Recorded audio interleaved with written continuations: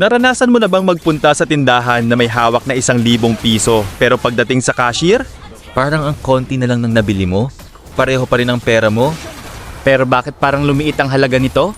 ang sagot ay isang salitang madalas nating marinig ngunit hindi laging nauunawaan, inflation. Magandang araw sa inyong lahat. Ngayon ay tatalakayin natin ang inflation rate, isa sa pinakamahalagang sukatan ng kalagayan ng ekonomiya. Ang inflation rate ay ang bilis ng pagtaas ng presyo ng mga bilihin at serbisyo sa loob ng isang takdang panahon. Kadalasan ay sa loob ng 1 taon.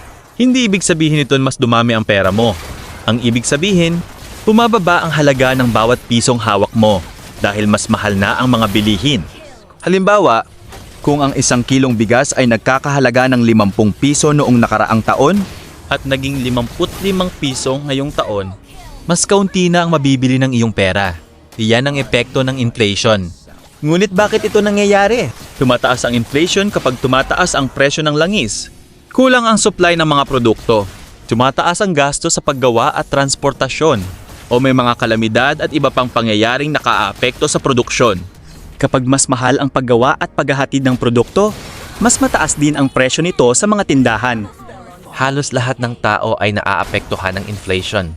Ang mga manggagawa ay nahihirapan kapag hindi kasabay ng pagtaas ng presyo ang pagtaas ng kanilang sahod. Ang mga pamilya ay mas malaki ang nagagastos sa pagkain, kuryente, tubig, pamasahe, gamot, at edukasyon. Ang mga negosyo naman ay tumataas ang gastos sa operasyon. Kaya kadalasan ay napipilitan silang magtaas ng presyo ng kanilang mga produkto. At syempre, lahat ng mamimili, kabilang ang mga estudyante at senior citizens, ay direktang nakakaramdam ng epekto dahil mas mahal na ang halos lahat ng pangunahing pangangailangan. Hindi naman palaging masama ang inflation. Ang mababa at kontroladong inflation ay senyales na umiikot ang ekonomiya at patuloy ang negosyo at trabaho. Ngunit kapag masyadong mataas ang inflation, bumababa ang purchasing power ng tao, lumiliit ang halaga ng kanilang kita at mas nahihirapan ang maraming pamilya. Sa madaling salita, Ang inflation ay hindi lamang tungkol sa pagtaas ng presyo. ito ay tungkol sa pagbaba ng kakayahan ng ating pera na bumili ng mga bagay na kailangan natin araw-araw. Kaya sa tuwing maririnig ninyo sa balita ang salitang inflation rate, tandaan ninyo, hindi lang ito numero.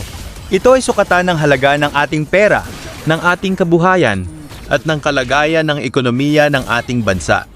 Maraming salamat sa panonood, mag-follow, like, and share!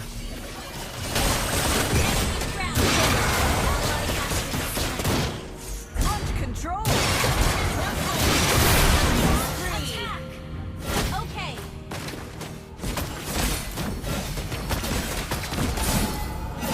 Launch attack. Don't you dare touch my violin case.